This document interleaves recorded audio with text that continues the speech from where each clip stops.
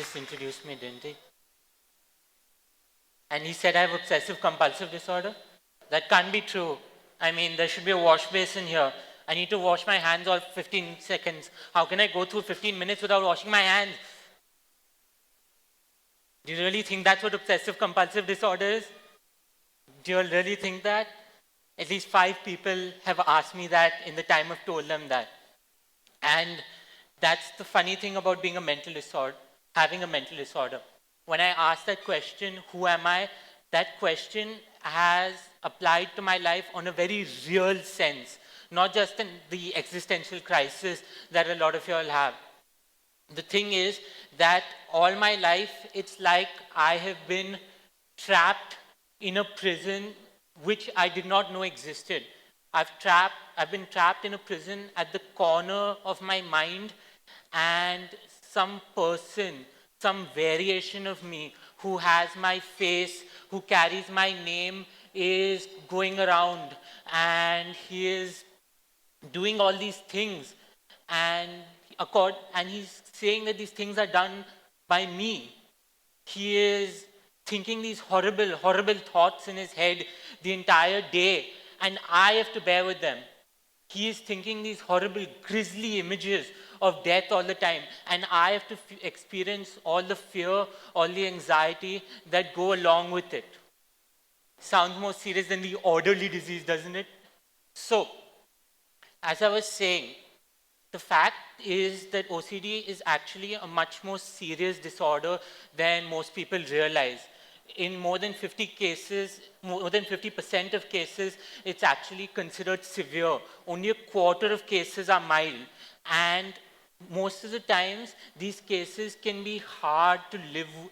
These symptoms that you are living with are extremely hard to live with. And let me give you some examples. When was the last time you were having fun? You were probably at some friend's house. You were enjoying with them, dancing, drinking, probably talking, having fun. In the middle of that, did you suddenly imagine your friend's body sprawled on the floor in a pool of blood? Did you think of your friends jumping out of a window and you have to be on alert because you're the only one who knows that it's going to happen and you have to stop them? Do you think that, if not even anything as dramatic as that, do you think that if saying one incorrect word will cause that person to stop talking to you forever? Do you think that saying even one wrong thing will ostracize you forever and you will not be in college, and then you can't be in college because you will be ostracized, because you will be even more alone than you already are, because you can't even relate to anybody, any person on even a basic level? You can't relate to them on the clothes you wear. You can't relate to them on how much you enjoy sleep, because it takes you 4 hours to sleep every night. You can't talk to them about how much you enjoy food, because food is a physical task for you that you have to shove down your throat because you don't care about the taste. You just want to get it down and get it over with. When you're walking on the streets, do you think that the person with you is about to get raped? Do you think that every man that's coming past is going to grab her and rape her in front of you, and you're going to be able to do nothing besides watch? They're going to keep your eyes open and make you watch? Are you afraid that every person coming down the street is a cut purse? He's going to pick your pocket. He's going to run away with it. He's going to take your purse, make you chase after him and lead you into a dark alley where he's going to beat you up and leave you for dead. Every time you're crossing the road, every car is going to come in front of you. Every person is going to push you in front of a car. Someone who's walking down the street with me is going to jump in front of the car. You can't even drive. Forget getting behind the wheel of a car. You're so afraid you'll kill someone that you won't ever get behind that wheel. And all of these fears are real to you, but you're not even in control of them. You're trapped in the corner of your mind, and every time in that prison cell, this person who's controlling your body tries and does something. He thinks these images. He constantly fears them, and they go on and on and on. And you have to feel that cold clamp on your heart. It's a literal clamp. You can feel self-suffocating. You can feel something on your heart tamping down slowly, slowly. And if you don't do what it says, if you don't completely destroy it in the way that it asks you to, then that clamp will not go and it will squeeze your heart and you will die. And then you go from being a 20-year-old trapped in a 15-year-old body, just thinking of death, to a 50-year-old trapped in a 20-year-old's body, wanting death, because death seems like the most logical option. Death seems like the only way it can end the pain, because there is no end to this pain. There is no end otherwise. And you're right, and you'd be right, because at that moment, death is all that you see anyway. Why wouldn't you embrace it? Why wouldn't you embrace the one thing that your life has been leading you towards? Mine is an old prison. I've had it since I was, as long as I can remember. And I'll tell you how I survived. Old prisons have cracks. As Leonard Cohen would say, there is a crack in everything. That's how the light gets in. That's what got in for me. That's what got into the walls of that prison cell. Writing. Writing became the thing that helped me survive. Writing became the thing that helped me move forward. I turned the OCD symptoms back on itself and I used them for my writing. And after a point, when my friend actually got sexually assaulted, then I found that all the lies that my OCD was telling me was the truth. Can you imagine knowing you don't even have the comfort of saying that all the violent, grotesque, cynical images that come into your head every single day, every minute of the day, are not even false anymore? You don't even have that option anymore. How are you going to survive? Writing became my tool for survival. Writing became the only way I could survive. It was I write or die. That was the only choice. And so I did. In my exploration of my soul, I found that there are 3 layers. The first layer is, for me, is the OCD layer. The OCD layer is something that has control of me, that guides thoughts, images that are beyond my control. And the second layer is my mind, the characteristics, the traits, everything that I would have without the OCD. The third layer, the deepest layer, is my soul.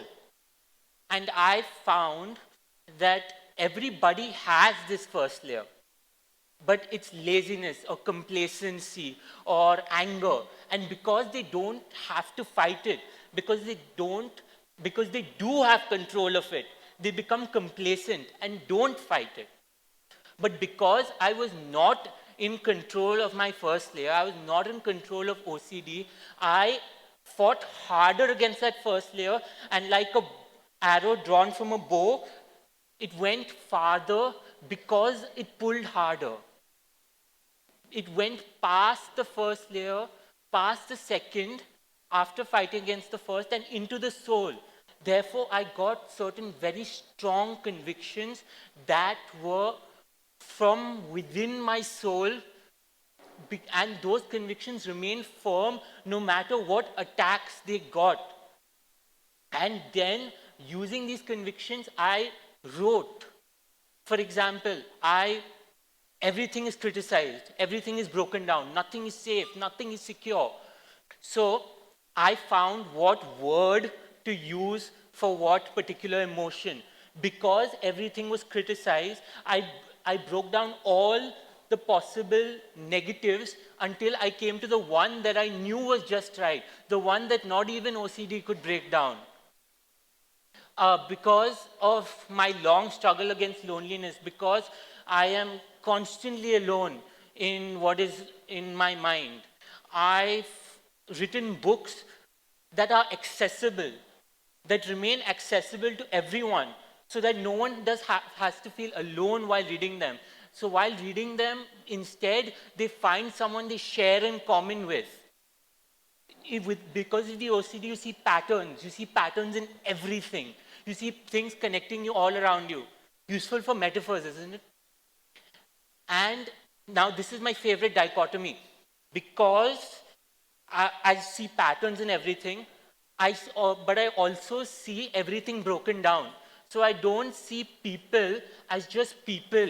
I see them as a collection of individuals who have certain characters and characteristics and traits, and so I take nothing for granted. But how does that work with patterns? So I find that people, even though completely distinct, completely different, are still connected by this pattern of emotion. And that's what I incorporate into my writing, the patterns of emotions that go on. And that is the main thing of a mental disorder.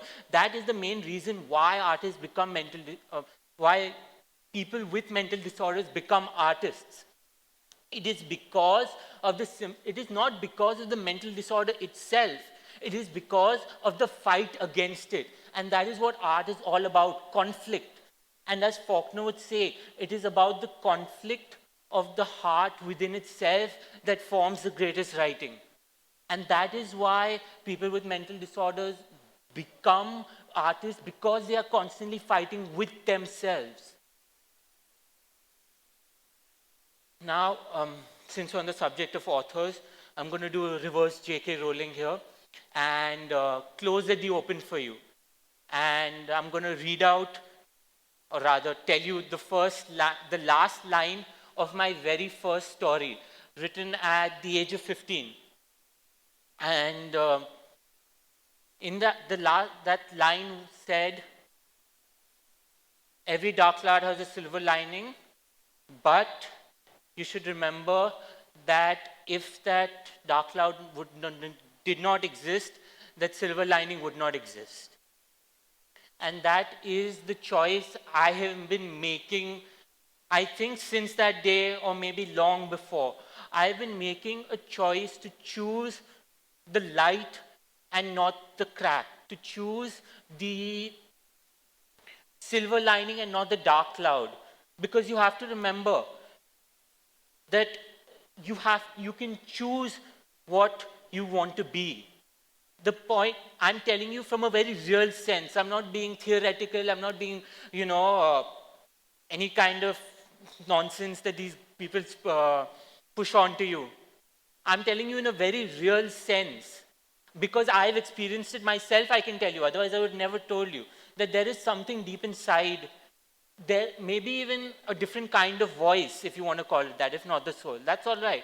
But there is a voice that is truer, that is more honest than the other voices inside you. And the more you get in touch with that voice, the more you actually become you. You actually become yourself. And you, without mental disorders, you, without loss of control of your other half, still have control of your entire mind. So why need to become complacent and just let your life go by when you could do so much more? I did so much more because I was forced to, because I had no choice, because OCD questioned me every single day. I had to validate every part of my existence to myself. I was my own worst enemy. I literally wanted me to die every single day. And you certainly get pushed hard when you want yourself to die. And you have no choice in wanting yourself to die. And so I just want to tell you that you can do it. But remember, you have to always remember that even while choosing the light, even while choosing the silver lining, you have to remember that you have to accept the crack. You have to accept the dark cloud. Because one could not exist without the other. And so many people try to change things that they can't. So many people try and do so many things that they can't, when they don't realize that some things are just them, some things are beyond their control. The only reason I have literally lived to today, is because I accepted that I had something in my brain, even though I didn't understand what it was. Even though I didn't understand it, but I refused to believe that I could be guided by my worst impulses. And I want to tell you, and I want you to understand that today. I want you to understand what I realized only 1 month ago when I was diagnosed with OCD. I want you to realize what I understood 1 month ago when I finally understood that it wasn't me. I want you to realize why I named my book Believe. Thank you.